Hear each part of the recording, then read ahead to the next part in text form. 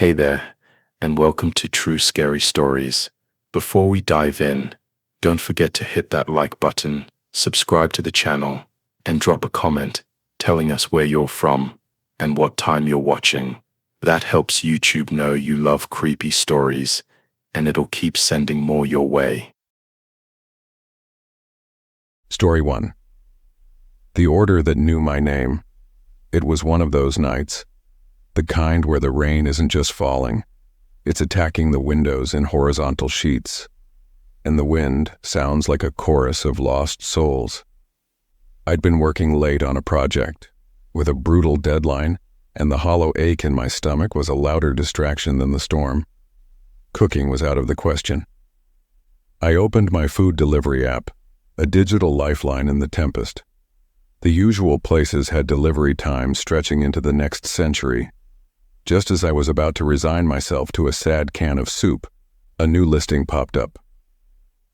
Midnight Diner. The icon was a simple, stylized bowl of steaming ramen. The ratings were perfect, a flawless 5.0 stars from over 500 reviews. That should have been my first red flag. Nothing is perfect. But my hunger overrode my skepticism.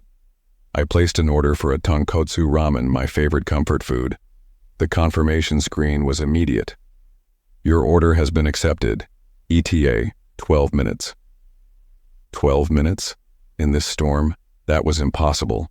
The restaurant was at least a 20-minute drive away on a clear day. I chalked it up to a glitch in the app and went back to my work, the anticipation making my stomach growl louder. Exactly 11 minutes later, my phone buzzed. A notification. Your driver, Leo, has arrived. No call, no text, just that notification. I peered through the blinds. Parked crookedly at the curb was an old boxy sedan, a color that might have once been blue but was now a murky gray under the sickly orange glow of the street lamp. Its headlights were off, and the windows were fogged up from the inside. I saw no movement within. I waited a minute, then two. The car just sat there, engine idling with a low, irregular rumble. The driver made no move to get out. This was weird. Standard procedure is to bring the food to the door. Annoyed and creeped out, I pulled my hood up and prepared to make a sprint for it.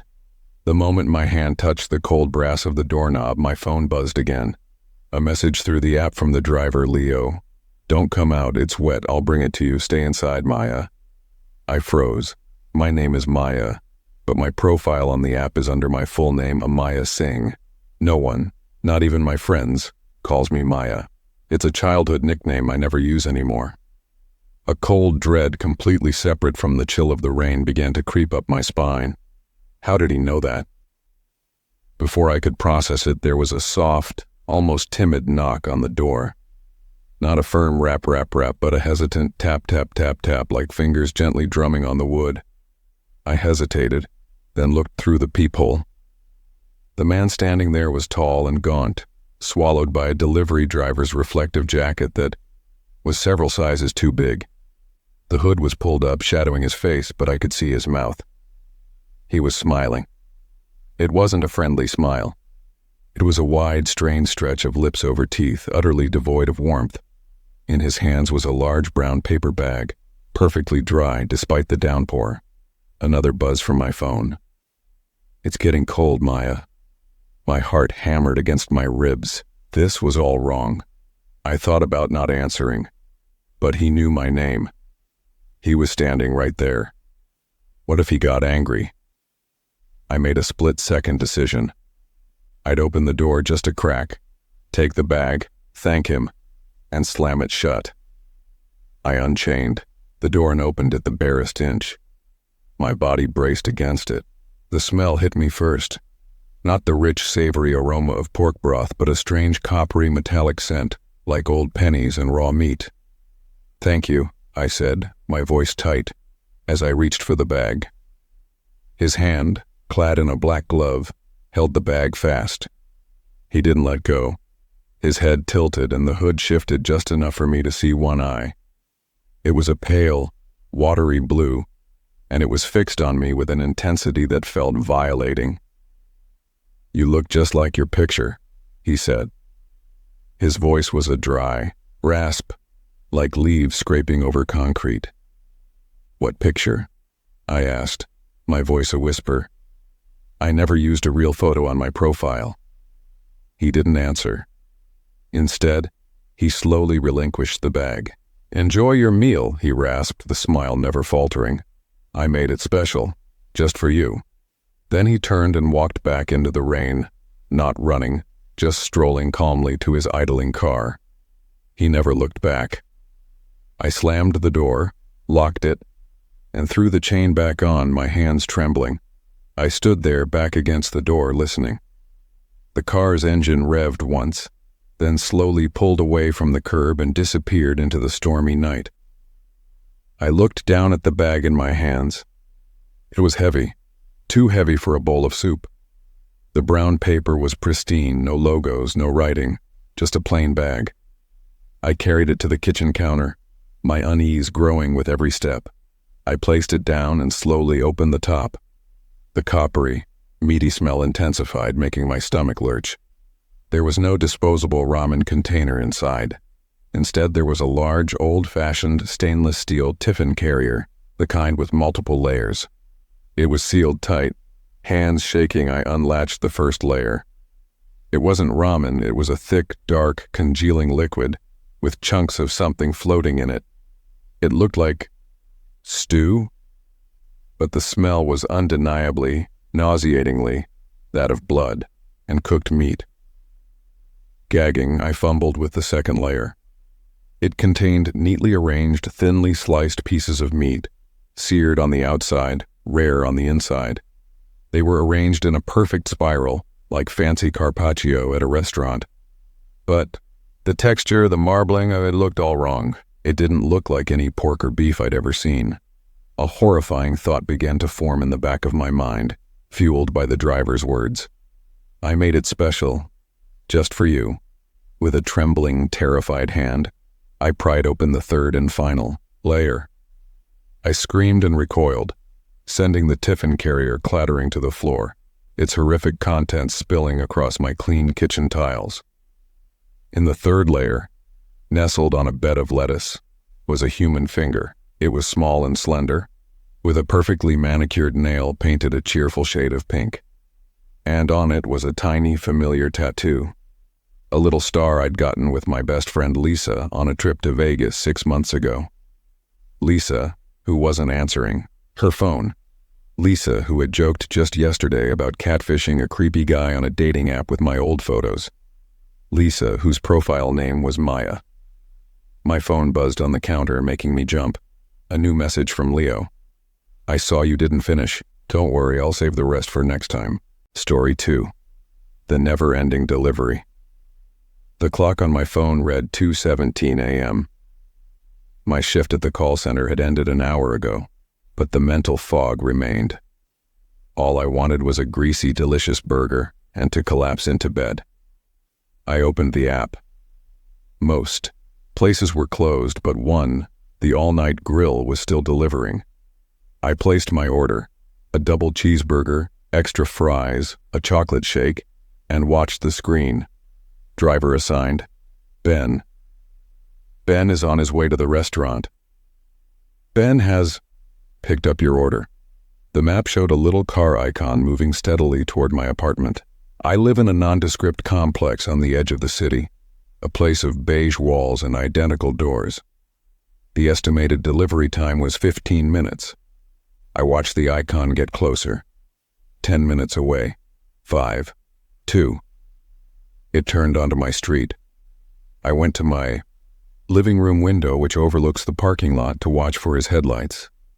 The car icon on my phone was now directly on top of the little dot that represented my building, but outside the parking lot was empty. Silent. No headlights. No car. I refreshed the app. Maybe it was lagging. The map glitched for a second, then reappeared. The car icon was still right on top of me. But the real world outside my window was still and dark. My phone buzzed. A notification from the app. Your driver, Ben, is having trouble finding your location. Please contact him. Okay, weird. Maybe his GPS was messed up. I called the number provided by the app. It rang once and went straight to a generic voicemail. You've reached Ben, you know what to do. Beep. Hey Ben, it's Alex. I ordered the burger. My app says you're here, but I don't see you.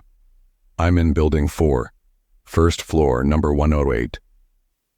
Big blue, door, call me back. I hung up and waited. Nothing. The car icon didn't move. I texted the same message through the app. No response. The status remained. Ben is nearby. This was getting irritating. I went outside into the cool night air, looking up and down the silent street. Nothing. Not a soul. I was completely alone. I held up my phone. According to this, Ben and I were standing in the exact same spot. I decided to try the driver's number one more time. This time it didn't even ring. It just gave me 3 rapid, harsh tones, the sound that means a number has been disconnected, and then a recorded voice, flat and robotic, said, "The number you have dialed is no longer in service. Please check the number and try again." A chill, completely separate from the night air, went through me. That was impossible. I just called it 2 minutes ago. I went back inside and locked the door. I opened the food delivery app to contact support. But when I pulled up my order, the screen was different. The contact driver button was gone. The help section was grayed out. All that was on the screen was a map, frozen, with the car icon superimposed over my building and a single line of text below it. Your driver, Ben, has arrived. Please meet him outside. I stared at it. This was some kind of glitch. A bad one. I force quit the app and reopened it. It logged me in automatically. The order screen loaded. The map was gone. In its place was a simple message in plain white, text on a black background. Look outside. My blood ran cold. This wasn't funny anymore. This felt malicious. I slowly walked back to my window and peered through the blinds, my heart pounding. The parking lot was still empty. I let out a breath I didn't know I was holding. It was just a stupid app error. I'd get a refund in the morning. I turned away. From the window, my phone buzzed again violently in my hand. A new notification. Ben has sent you a photo. I didn't want to open it. I really didn't. But my thumb, moving almost on its own, tapped the notification. The photo loaded. It was dark, grainy, taken with a flash that washed out the foreground. It was a picture of a blue door. My blue door. Taken from outside, from the perspective of someone standing in my parking lot. The photo was time-stamped just 1 minute ago. My breath caught in my throat. I spun around and yanked the blinds open again, scanning the darkness frantically. There was no one there. How? As I stared into the emptiness, my phone buzzed once more. Another photo. This one was closer. It was a picture of my window, my living room window, and through the glass faintly you could see a figure silhouetted against the light of the room. Me, standing right where I was standing now. He wasn't in the parking lot. He was right there. He had to be just on the other side of the wall, pressed against the building in the narrow strip of garden that separated my apartment from the next one. I stumbled backward away from the window, my pulse roaring in my ears. This wasn't a glitch. This was a nightmare. I ran to the door and made sure the deadbolt was engaged, the chain was on. My phone lit up again, not a notification, an incoming call from the app. The screen said, "Ben is calling." I rejected the call. It immediately rang again. "Ben is calling." I rejected it. It rang again. And again. A relentless, digital assault. On the 5th call, my hand shaking so badly I could barely hold the phone, I swiped to answer. I didn't say anything. I just held it to my ear. There was silence on the other end for a long moment. Then a voice. It was calm, quiet, and utterly devoid of emotion. "I have your food." It was a statement of fact. I couldn't speak. My throat was sealed shut by terror. "It's getting cold," the voice said. "Come outside and get it." I found my voice, a thin, reedy whisper. "Who is this? What do you want?" "I'm Ben. I'm your driver. I have your double cheeseburger, extra fries, and a chocolate shake. Please come outside and accept your delivery." The words were robotic, like he was reading from a script, but the tone was all wrong. It was hungry. "I don't want it anymore," I stammered. "Please, just go away. Leave it there. I'll get it later." "I can't do that," the voice said. And for the first time, a sliver of something else crept into it. Annoyance? Company policy. "I must hand it to you directly. You need to sign for it." "Sign for it? It's a burger." "Since when do you sign for a burger?"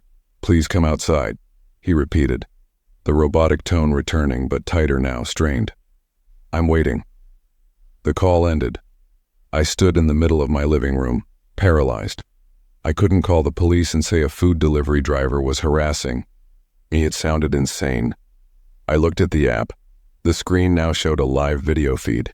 It was black and white, jostling slightly, as if the phone was being held in someone's hand. I could see the rough texture of stucco. My building's exterior wall. The camera panned down. I saw a paper bag sitting on the ground. Then a hand, pale, with long fingers, entered the frame and pointed at my door. A new text message appeared from my regular SMS app, from a number I didn't recognize. "Last chance, come out or I come in." This was it. I had to do something. I grabbed a heavy flashlight from a drawer and unlocked my phone to dial 911. As I did, the food delivery app, which I hadn't closed, made a sound. Ding dong. It was the sound the app makes when a delivery is officially completed. The live video feed vanished. The order screen returned to normal. A message popped up. "Thank you for your order. How was your delivery?" Trembling, I crept back to the window and looked out. The parking lot was still empty, but there, sitting neatly in the exact center of my welcome mat, was a paper bag from the all-night grill. I didn't move for a long time. I just watched the bag. Nothing happened. The night was silent again. The digital haunting had stopped, as suddenly as it began. After 10 minutes, curiosity began to overpower fear. Maybe it was over. Maybe it had just been a supremely messed up prank. I had to know. I unchained the door, unlocked the deadbolt, and opened it just a crack, ready to slam it shut. The bag was there. I reached out, grabbed it, and pulled it inside, locking the door immediately. The bag was warm. It felt normal. It smelled of grease and fries. Heart still hammering, I opened it. Inside was a cardboard burger box. I lifted the lid. There was no burger. Inside the box, nestled in a bed of lettuce where the patty should have been, was a single, brand new, gleaming silver key, and next to it, a small handwritten note on a delivery receipt. It read, "For next time, I won't knock." I never ordered delivery again. I moved out a week later, but sometimes late at night I'll get a notification on my phone from an app I thought I'd deleted.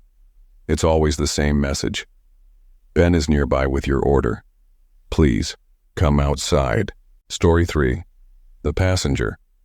The gig economy is a trap, but it's a trap with regular payouts. My name is Jake, and I deliver food not for the thrill of the open road, but because my car payment doesn't care about my dreams. Most nights are a blur, of apartment complexes, bad tips, and the faint smell of fries that now seems permanently baked into my upholstery. This particular night was slow. A Tuesday, drizzling rain, the kind of damp cold that seeps into your bones. I was about to call. It quits when the ping came through. A high-value order from a fancy Italian place going to a house way up in the hills. The payout was double the usual, a unicorn. I snatched it up without a second thought. The restaurant was quiet. I gave the name, Anya, and the server handed me a large, heavy bag that smelled overwhelmingly of garlic and rich herbs. The order was for a family, clearly. Multiple pastas, a whole chicken, 2 desserts. I placed it carefully on my passenger seat, buckled the seatbelt around it out of habit, and set my GPS for the address. The route took me out of the city lights and up a winding, narrow road carved into the side of the mountain. The trees grew thicker, the houses farther apart. The drizzle turned to a proper rain, and my wipers beat a steady rhythm against the gloom. There was no streetlights up here, just the tunnel of my headlights cutting through the dark. My phone signal began to flicker, 1 bar, then none. The GPS froze on the screen, showing I was still a few turns away from the destination. Great. I was driving blind on a creepy mountain road with $100 worth of someone else's dinner. I crept along, squinting at mailboxes, trying to read house numbers in the dark. The address was 1370. I passed 1350, 1354. The numbers were climbing. Almost there. That's when I saw her. A figure standing under the dripping branches of a large pine tree, just at the edge of my headlight beam. A woman. She was soaked, her dark hair plastered to her head, her arms wrapped around herself against the cold. She wasn't wearing a coat, just a light dress. She held up a hand, not aggressively, but pleadingly. A hitchhiker. My foot instinctively eased onto the brake. It was a terrible idea.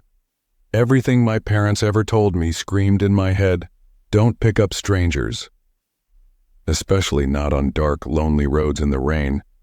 But she looked so helpless, miserable, and I was just a guy with a car full of carbonara. What was she going to do? I pulled over a few feet past her and unlocked the doors. She rushed forward, yanked the passenger door open, and collapsed into the seat in a shivering heap, water pouring off her onto the fabric. "Thank you," she gasped, her voice choked with cold. "Thank you so much. My car, it died. Back around the bend.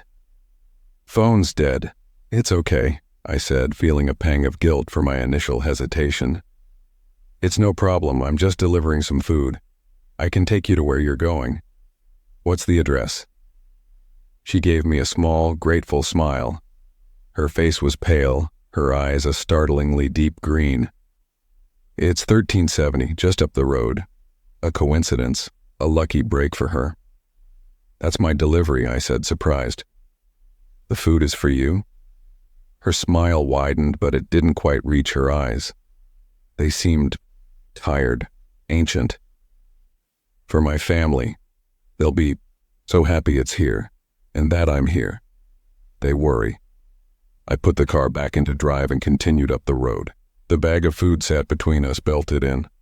The rich, warm smell of the food filled the car, a stark contrast to the wet, earthy scent of the rain and the strange, faintly ozonic smell coming from her, like the air after a lightning strike. We drove in silence for a minute. The only sounds were the rain, the wipers, and the soft chattering of her teeth. "I'm Anya," she said finally. "Jake," I replied. "Nice to meet you. Sorry it's under such crappy circumstances. Circumstances are just doors," she said quietly, staring straight ahead. "Some open in, some open out. Okay. Weird." Maybe she was in shock. I decided to focus on the road. The number 1368 flashed by on a mailbox. Almost there. "You can just drop me at the end of the driveway," Anya said, her voice suddenly tense. "It's long. I can walk." "It's pouring. I'll drive you up," I said. "It's no trouble." "No," she said, a little too sharply. She softened her tone. "I mean, please. Just at the end. My father, he doesn't like strangers. Doesn't like cars. He doesn't know coming up the drive." I could understand that. Privacy. Old money weirdness. "Sure, no problem." I saw the mailbox for 1370. It was an ornate iron thing shaped like an owl. The driveway beyond it was a black tunnel disappearing into a thicket of overgrown trees. I pulled over and put the car in park. "Thank you, Jake," she said, her hand already on the door handle. "For the ride. For the food." She unbuckled the seatbelt. from around the food bag and gathered it into her arms. As she did, her hand brushed against mine. It was freezing, not cold from the rain cold. It was a deep, profound cold, like touching a stone that had been lying in a deep river all winter. I jerked my hand back, startled. She didn't seem to notice. She pushed the door open. "Drive safely," she said. "The road is tricky in the dark." And then she was gone, hurrying up the dark driveway, swallowed by the shadows almost immediately. I sat there for a second, shaking my head. Weird night. I reached for my phone to mark the delivery as complete. Still no signal. I'd have to do it when I got back down the mountain. I pulled a U-turn and started heading back the way I came. The encounter had left me unsettled. Her cold touch, her strange words, the oppressive feeling of that hidden house. I'd been driving for about 3 minutes when I saw the glow of headlights ahead of me. A car was pulled over on the narrow shoulder, its hazard lights blinking a dull yellow in the rain. A woman was standing beside it, waving her arms frantically. As I got closer, my blood ran cold. It was Anya, the same woman I had just dropped off at 1370. Same dress, same soaked hair. But this woman was vibrant, alive, her face etched with panic and fear. This was not the pale, placid woman who had been in my car. I slammed on the brakes and rolled down my window. "Anya? What the hell? How did you get here?" "Thank God," she cried, rushing to my window. "My car just died. My phone's dead. I've been stuck here for 20 minutes. I was about to start walking." I stared at her, my mind refusing to process what I was seeing. "But I just gave you a ride. I dropped you off at your house, 1370, with your food." She looked at me as if I were insane. "What? No, I've been right here. I never got my food. I've been stranded." Her eyes then dropped to my passenger seat. Her expression changed from confusion to sheer terror. "Jake," she said, her voice dropping to a whisper. "Why is my food still in your car?" I looked over. The large, heavy bag from the Italian restaurant was sitting squarely on the passenger seat. The seat belt was still fastened around it, exactly as I had left it before I ever picked up the first Anya. The bag was perfectly dry. My heart hammered against my ribs. I looked from the terrified, very real, very wet woman at my window to the dry, untouched food bag. The pieces didn't fit. They couldn't. I had a passenger," I stammered, my voice sounding thin and reedy. "She looked just like you," she said. Her name was Anya. She said her car broke down. I drove her to 1370. Anya's face lost all its color. She took a step back from the car, her eyes wide with a dawning, horrific understanding. 1370, she breathed. "You drove it to 1370? What are you talking about? What is it?" "That house, it's been empty for 50 years, she said, her voice trembling.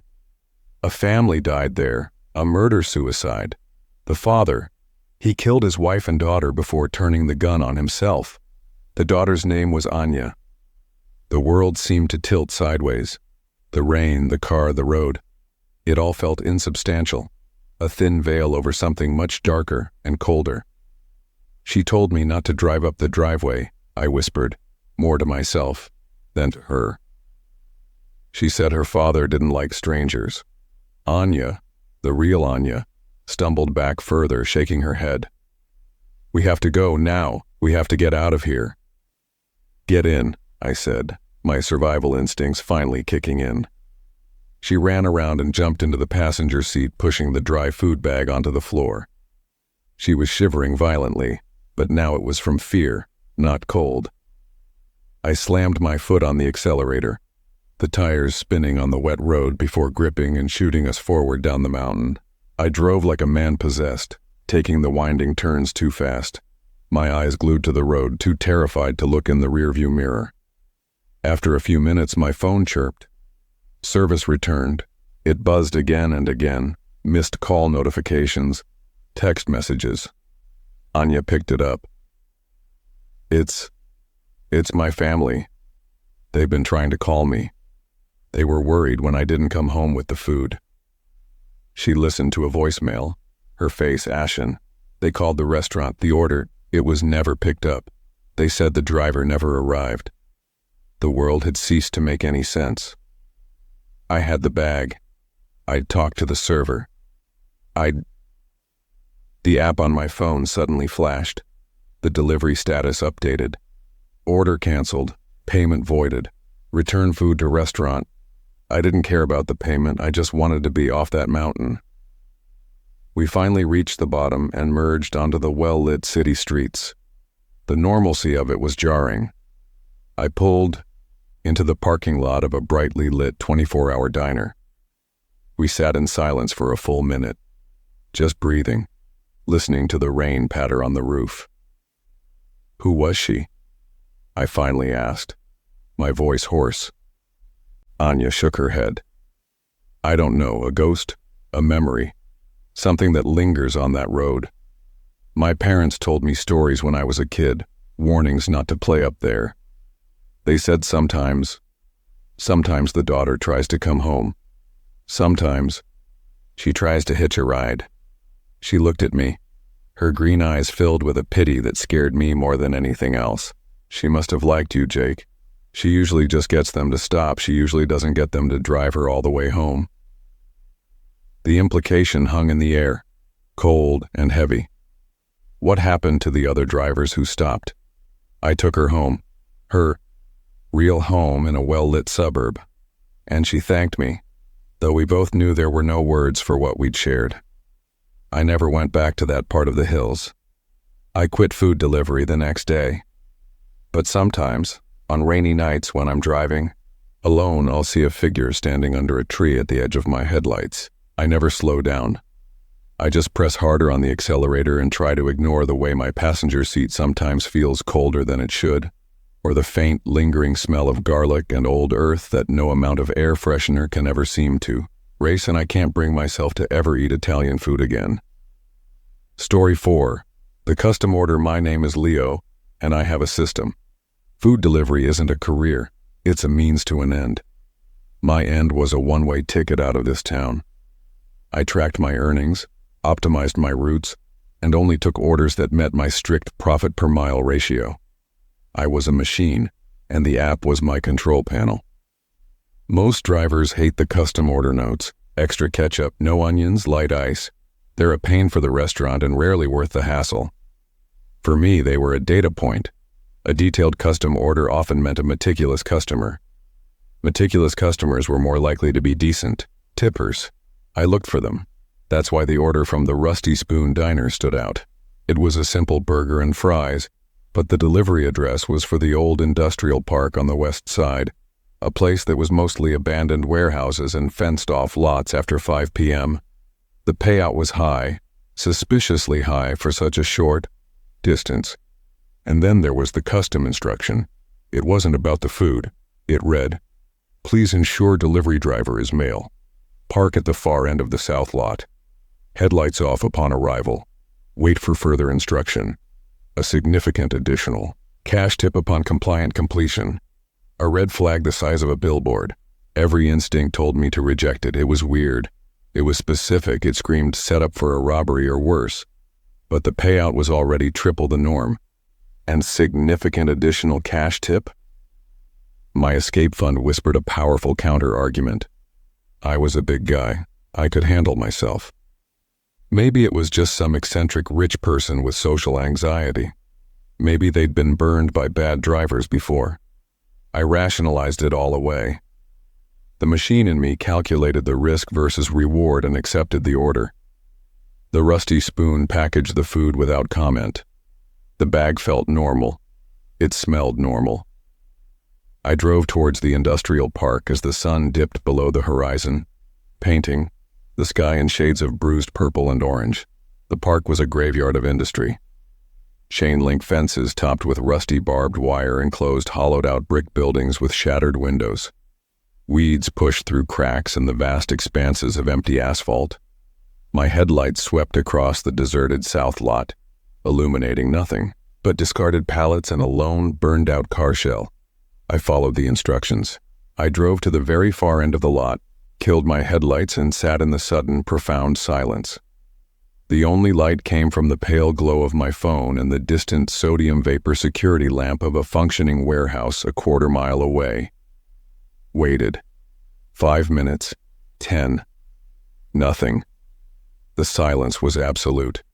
No crickets, no distant traffic, just the faint hum of my car's electronics and the thump of my own heart. This is stupid, I thought.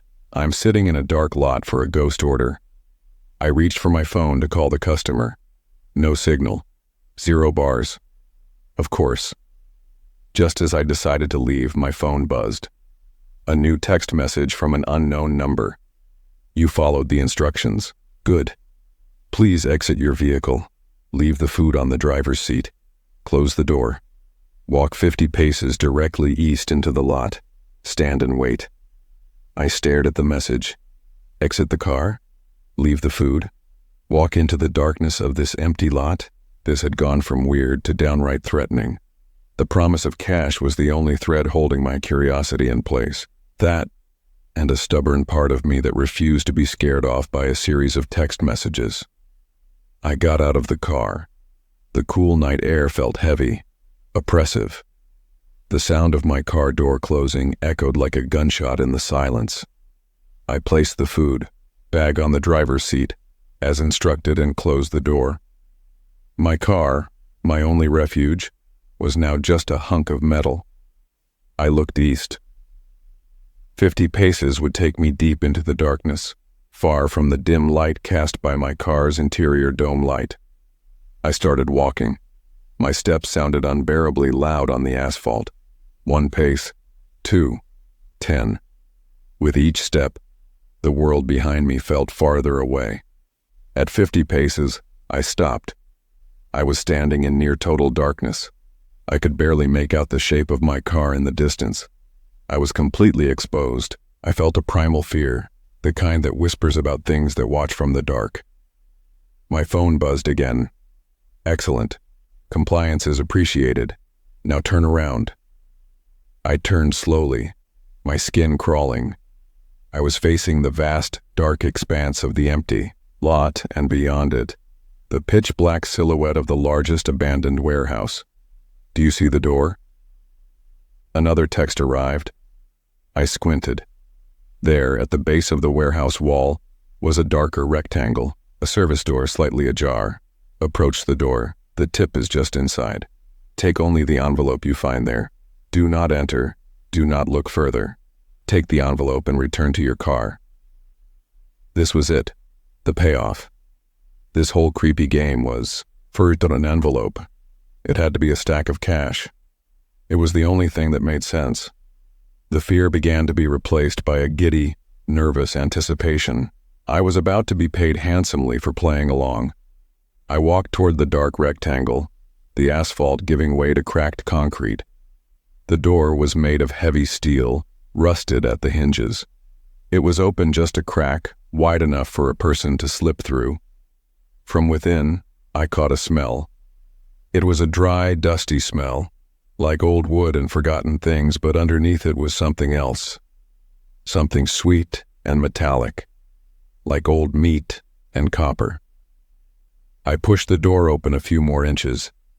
The darkness inside was absolute. It wasn't just dark. It felt thick, swallowing what little light there was from the night sky. Just inside the threshold, on the filthy concrete floor, was a plain white envelope. My heart leapt.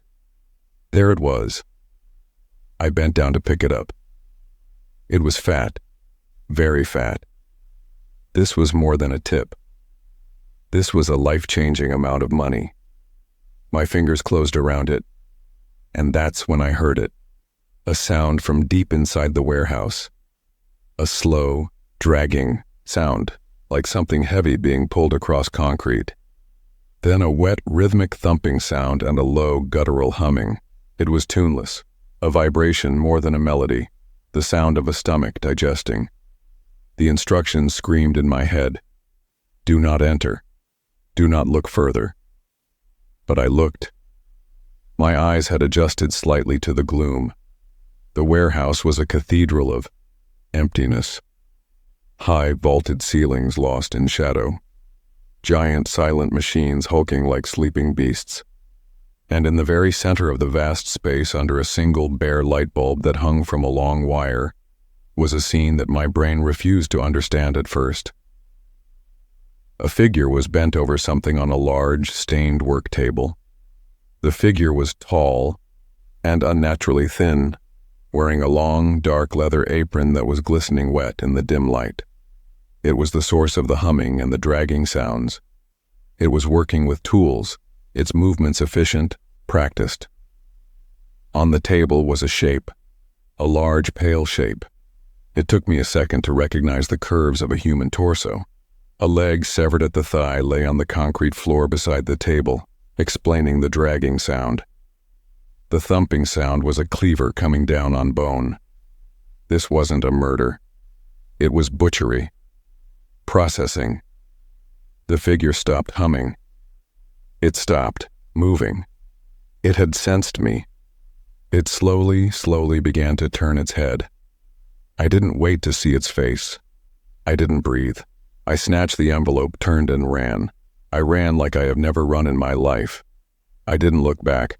I heard the steel door screech as it was flung open behind me, but I didn't turn. I just ran, my lungs burning, my legs pumping, fueled by pure, undiluted terror. I reached my car, fumbled with the keys, yanked the door open, and threw myself inside, locking the doors.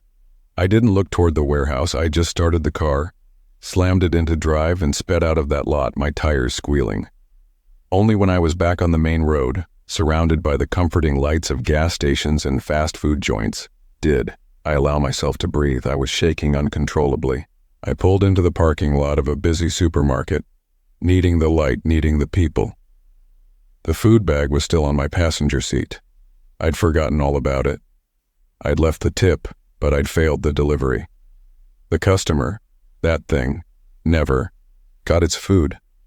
Then I remembered the envelope. It was on the seat beside me where I'd dropped it, my ticket out, my reward for enduring a nightmare. With trembling hands, I picked it up. It wasn't sealed. I turned it over, and its contents spilled onto the passenger seat. It wasn't money, it was a stack of photographs, dozens of them. They were pictures of delivery drivers, men, all taken from a distance through windows as they walked back to their cars. They were pictures of me getting into my car at my apartment, me filling up with gas, me sitting in a parking lot, eating a snack between orders. The last picture in the stack was me taken tonight, standing at the edge of the south lot, counting my 50 paces. The timestamp was from 20 minutes ago, and tucked in with the photos was a small handwritten note on a stained piece of paper. Thank you for the appetizer. The main course is being prepared. We look forward to seeing you again soon. I vomited all over the steering wheel. I never went back. I never reported it. What would I say? I gave the food to a ghost and got a stack of stalker photos in return. I drove straight to the police station but sat in the parking lot for an hour, ultimately driving away. The machine in me was broken. The calculations were meaningless. I quit that night. I sold my car the next week. I took a job washing dishes in the back of a restaurant, where I can see everyone who comes in and out, where the doors are locked after dark. But sometimes, when a delivery driver comes to the back door to pick up an order, I freeze. I look at them, these tired men and women just trying to make a living, and I want to warn them. I want to tell them to check the custom instructions, to never follow the strange commands, to run from the high-paying orders to nowhere. But I don't. I just hand them the food and watch them go. And every time my phone buzzes with a notification, even now, years later, I jump.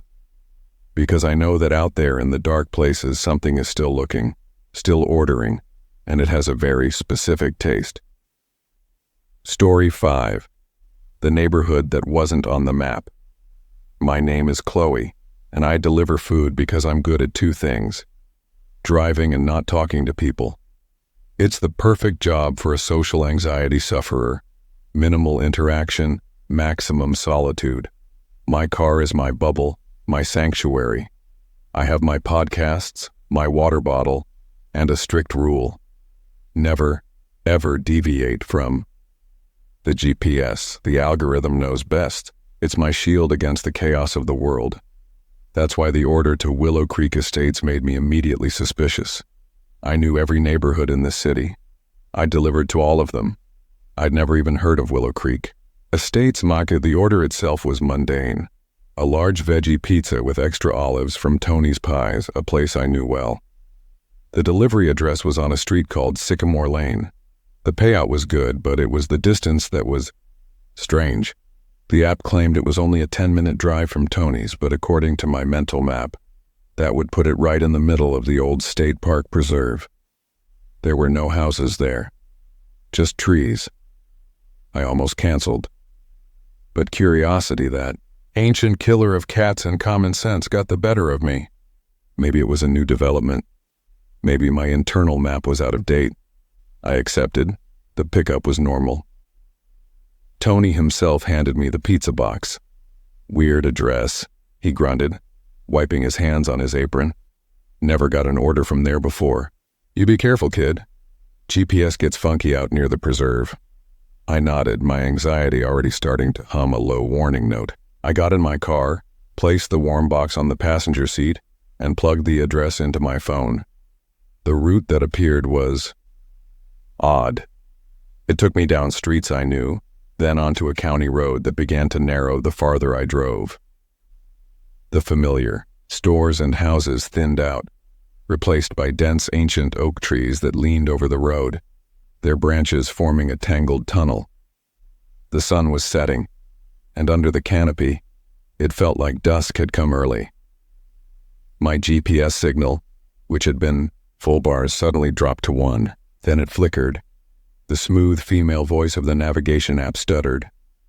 In 500 feet, turn right. The map on the screen froze, then glitched, showing my car icon spinning in a field of pixelated green. Damn it. Tony was right, I muttered to myself, my grip tightening on the wheel. I was about to pull over and try to reset it when I saw the sign. It was new, the wood still pale and untreated. Ornate scripted letters read, Willow Creek Estates, a private community. An arrow pointed down a perfectly smooth black asphalt road that definitely had not been there the last time I'd come this way. This had to be it. A new development. They must have built it fast. I turned onto the new road, and the trees immediately fell away. I was wrong. It wasn't new. Willow Creek Estates was a picture-perfect suburban neighborhood from another era. The houses were all mid-century modern ranches and split levels, impeccably maintained. The lawns were a uniform, vibrant, green, each one identically manicured. There were white picket fences, bird baths, and freshly painted mailboxes. It was like driving onto the set of a 1950s television show. But it was silent. Profoundly silent. No kids playing. No dogs barking. No cars in driveways. No lights on in the houses, despite the growing darkness. The only sound was the hum of my own engine, which felt obscenely loud in the stillness. The street signs were there. Magnolia Drive, Elm Street, Birch Circle. I found Sycamore Lane and turned onto it. The houses were just as perfect and just as empty-looking as the others. Number 117 was a pale yellow ranch with a bright red door. It was the only house that showed any sign of life. A single, warm light was on in the front window. I pulled into the empty driveway, my skin crawling. The perfection was unnerving. There were no weeds, no fallen leaves, no toys left out. It was a diorama, a museum exhibit of a neighborhood where no one lived. I grabbed the pizza box and walked up the pristine flagstone path to the bright red door. There was no doorbell, just a heavy brass knocker shaped like a lion's head. I used it. The sound echoed in the dead air, seeming to travel for miles. I waited. Nothing. I knocked again, louder. This time I heard a faint shuffling from inside, then the sound of multiple locks being disengaged. 1, 2, 3, 4. The door opened, just a crack the width of a security chain I couldn't see. A single eye peered out at me. It was an old eye, watery and pale blue, surrounded by wrinkled, papery skin. "Pizza," I said, my voice sounding small and brittle. A hand, liver-spotted and trembling, slipped through the crack. It gestured for the box. No words. Just a frantic, "come hither" motion. I was happy to not have to interact. I slid the pizza box through the opening. The hand grabbed it and pulled it inside swiftly. The door began to close. "Wait, the tip," I said, the words automatic. I instantly regretted it. I didn't want to stand here a second longer. The door stopped. The eye reappeared. It looked panicked. The hand emerged again, not with cash, but with a small folded piece of paper. It was thrust into my hand, and then the door slammed shut. I heard the locks snap back into place one after the other. I stood there for a second, stunned. Then I looked down at the paper in my hand. It was a note, written in a spidery, shaky handwriting. It read, "You shouldn't be here. They're watching. Leave now. Don't look at the houses. Don't stop. Don't come back." A cold dread washed over me. I crumpled the note in my fist, turned, and practically ran back to my car. I threw myself inside, locked the doors, and started the engine. As I reversed out of the driveway, my headlights swept across the house next door. For a split second, they illuminated the large picture window. There was a family inside. A man, a woman, and 2 young children. They were standing, perfectly still, side by side, staring out the window. At me. They didn't move. They didn't blink. They just stood there, their faces expressionless, like mannequins posed in a display. I jerked the wheel, my tires squealing on the perfect asphalt as I sped down Sycamore Lane. I was driving too, fast, my heart hammering against my ribs. I passed another house. Through another window, I saw another family. Same thing. Motionless. Staring out. Watching me. Every house I passed, it was the same. In every window, in every darkened living room, there were figures. Standing. Staring. Silent. Men. Women. Children. All frozen. All with the same blank, empty expressions. They weren't living there. They were on display. I slammed my foot on the accelerator, racing toward the main entrance of this horrifying dollhouse neighborhood. The friendly sign, Willow Creek Estates, was now a monstrous welcome mat to a zoo of human statues. I screeched onto the main road and didn't let up on the gas until the trees closed in around me again, blocking that awful place from view. I finally pulled over on the side of the county road, my hands shaking so badly I could barely put the car in park. I sucked in deep, ragged breaths, trying to calm down. It was a cult. It had to be. Some weird, isolationist compound where they weren't allowed to interact with outsiders. That explained the note, the staring. It had to. My phone sitting in the cup holder buzzed. The screen lit up. It was a notification from the delivery app. "How was your delivery to Willow Creek Estates? Rate your experience." I stared at it. The app had service. It had tracked me there and back. A wave of nausea hit me. I picked up the phone to force quit the app, to delete it, to throw it out the window. But my thumb slipped and I tapped the notification. It didn't go to a rating screen. It went to a message from the customer. From the person at 117 Sycamore Lane. It was a photo. The photo was taken from inside a house through a window. It was a picture of me right now, sitting in my car on the side of the road. My face was pale, my eyes wide with fear. The photo was crystal clear, taken with a long lens. Below the photo was a message. Thank you for the delivery. The family enjoyed it. We so rarely get visitors. They're so happy you finally came. They can't wait to see you again. They've been so lonely. I threw my phone onto the passenger seat as if it had burned me. I put the car in drive and sped home, tears of pure terror streaming down my face. I never delivered again. I couldn't. My car, my sanctuary, had been violated. The outside world had gotten in. A week later, a flyer was shoved under my apartment door. It was printed on glossy paper. At the top was a beautiful aerial photo of a perfect suburban neighborhood. The caption read, "Willow Creek Estates, now open for tours. Come see what you've been missing." Someone had drawn a circle around one of the houses in the photo. A pale yellow ranch with a bright red door, and last night as I was trying to sleep, I heard a sound outside my window. Not a common city sound. It was the distinct heavy clunk of a brass lion head knocker hitting a door. Once, twice. I know it's not real. It can't be. I live on the 3rd floor, but the sound is getting closer. I think they're working their way up the building. And I think, when they get to my door, they won't bother to knock. Story 6. The wrong address. Marcus had been delivering food for 3 years, but nothing prepared him for what happened on that foggy October night. The GPS led him to 1247 Elm Street, a house that looked like it hadn't been lived in for decades. Paint peeled from the wooden siding like dead skin, and the porch sagged under the weight of rotting boards. The order was unusual. 12 large pizzas, enough food for a party, but the house stood dark and silent. No cars in the driveway, no lights in the windows. Marcus checked his phone again. The order was clear. 1247 Elm Street, delivered to Sarah. The customer had paid online with a generous tip. He climbed the creaking steps and knocked on the door.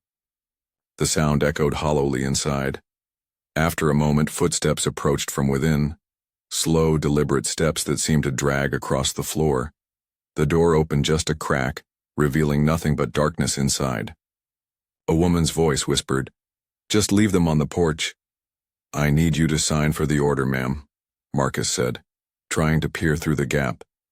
"I can't come out. Please just leave them." Something felt wrong. The voice sounded strained, like someone fighting back tears. Marcus set down the pizza bags and stepped back. "Are you okay in there?" The door opened wider, revealing a pale woman with wild hair and clothes that looked like she'd been wearing them for days. Her eyes darted nervously behind Marcus, scanning the empty street. "You need to leave. Now. Before they come back. Before who comes back?" She grabbed his arm with surprising strength. Her fingers were ice cold. "The ones who ordered the pizza, they're not human. They made me order food to lure someone here. I've been trapped in here for weeks." Marcus felt his blood run cold. He looked back at his car, suddenly feeling very exposed on the dark street. "Call the police," he whispered. "They cut the phone lines. My cell phone is dead. Please, you have to get help." That's when Marcus heard it. The sound of cars approaching. 3 black vehicles with their headlights off, moving slowly down Elm Street. The woman's grip tightened on his arm. "Too late," she breathed. "Run." Marcus didn't wait to see who was in those cars. He bolted for his vehicle, leaving the pizzas scattered across the porch. Behind him, he heard the woman scream as the door slammed shut. The black cars accelerated, their engines roaring to life. He reached his car and fumbled with the keys, his hands shaking. The first black car pulled into the driveway behind him, blocking his escape route. In the rearview mirror, he saw figures emerging from the vehicles. They moved wrong, too fluid, like their joints bent in places they shouldn't. Marcus threw the car in reverse and gunned it, smashing through a wooden fence into the neighbor's yard. His car bounced over flower beds and lawn ornaments as he tried to reach the street. The figures gave chase, running impossibly fast on all fours. He made it to the main road and didn't stop driving until he reached the police station. When he told his story, the officers were skeptical but agreed to check the address. They found the house empty with no sign of the woman or the mysterious figures. The pizza boxes were gone too. But the strangest part came the next morning. Marcus checked his delivery app and found the order had been canceled. The payment was refunded, and there was no record of anyone named Sarah at that address. According to city records, 1247 Elm Street had been condemned for 5 years after a family of 4 disappeared without a trace. Marcus quit his delivery job that week. Sometimes late at night he still gets notification sounds from the delivery app on his phone, even though he deleted it months ago. The orders always show the same address, 1247 Elm Street, and they're always for 12 large pizzas. Story 7. The elevator delivery Jessica had delivered to apartment buildings hundreds of times, but the Meridian complex was different. The 40-story building loomed over downtown like a concrete tombstone, its windows reflecting the city lights, in strange patterns that hurt to look at directly. The order was for apartment 3247 on the 32nd floor. Chinese food for someone named David Chen. Simple enough, except the elevator system in the Meridian was notorious for breaking down. Jessica steeled herself for a long climb up the stairs if necessary. The lobby was eerily quiet for 9 p.m. on a Friday. The security desk sat empty, and half the fluorescent lights flickered intermittently. Jessica pressed the elevator button and waited. After several minutes, the doors opened with a mechanical groan. Inside, the elevator was older than she expected. Instead of modern buttons, it had an analog dial that you turned to select your floor. She twisted it to 32 and felt the elevator lurch upward. The ascent was unusually slow. The floor indicator above the door wasn't digital either. It was an old-fashioned needle gauge that moved in jerky increments. 5th floor, 8th floor, 12th floor. The elevator stopped. The doors opened, revealing a hallway that didn't match the lobby downstairs. The walls were painted a sickly green color, and the carpet was worn down to the backing in places. Fluorescent lights buzzed overhead, casting harsh shadows. "Hello?"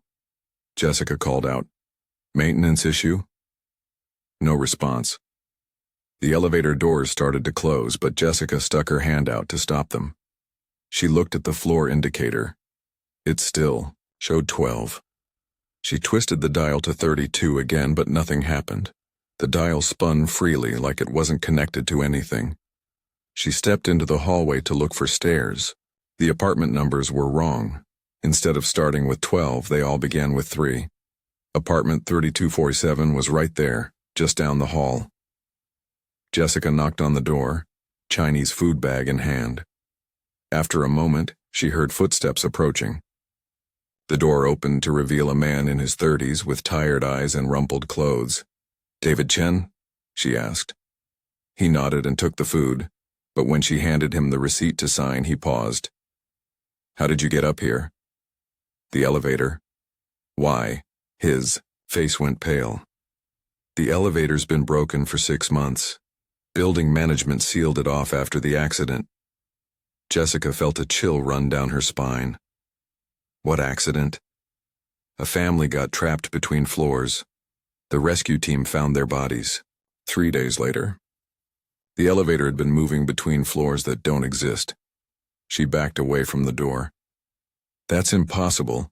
I just rode it up here." David stepped into the hallway and looked toward where the elevator should be. There was only a blank wall, with peeling wallpaper. No elevator doors, no call button. "How are you planning to get down?" he asked quietly. Jessica ran to where she remembered the elevator being. The wall was solid. She pounded on it with her fists, but it didn't sound hollow. There was no trace that an elevator had ever existed there. "The stairs," she gasped. "Where are the stairs?" David pointed to a door at the end of the hallway marked "Exit." Jessica ran to it and pulled the handle. The door opened onto a brick wall someone had built over the stairwell. "This happens sometimes," David said, following her. "People get delivered here who aren't supposed to be able to get here. The building, it's not right. Hasn't been since they built it on the old cemetery." Jessica checked her phone. No signal. She tried calling the pizza shop, but the call wouldn't go through. The battery showed full charge, but the screen kept glitching, showing impossible times like 2578 o'clock. How do I get out? David shrugged. Some people find a way, others. He gestured to the apartment doors lining the hallway. Mrs. Patterson in 32521 was a mail carrier who got lost here in 1987. Mr. Rodriguez in 32555 was delivering groceries in 2003. They've all been here ever since. As if summoned by their conversation, apartment doors began opening. People emerged, men and women of different ages, all wearing the uniforms of various delivery services. A UPS driver, a pizza delivery guy from a chain that went out of business in the 90s, a woman in a postal service uniform that looked decades old. They all stared at Jessica with hollow eyes. "Welcome to the 32nd floor," one of them said. "We've been waiting for you to join us." Jessica ran back to where the elevator had been, clawing at the wallpaper. Underneath, she found metal doors, but they wouldn't budge. She could hear the elevator, moving behind them, the same mechanical groaning sound she'd heard before. The needle gauge was still visible through a gap in the wallpaper. It was moving down. 31st floor, 30th floor, 29th floor. The elevator was leaving without her. She pounded on the doors and screamed, but the sound seemed muffled, like the building was absorbing her voice. The other delivery people watched impassively from their doorways. "Don't bother," David said sadly. "I tried that for the first few months. The elevator only comes when someone new is being delivered, and it only goes down when it's empty." Jessica sank to the floor, staring at the gauge as it reached the ground floor and stopped. She was trapped on a floor that shouldn't exist, in a building that defied logic with people who'd been lost for decades. Her phone buzzed. A new delivery notification.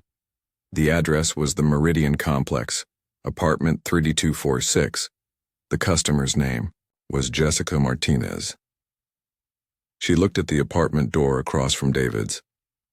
The number read 3246. The door was already standing open, revealing a small, sparse apartment with a single window that looked out onto nothing but darkness. "That's your place," David said gently. "You'll get used to it eventually, we all do." Jessica's phone kept buzzing with new delivery orders, all for addresses on the 32nd floor. Orders from people who'd been dead for years, living in apartments that existed in the spaces between spaces. She never made it home that night or any night after.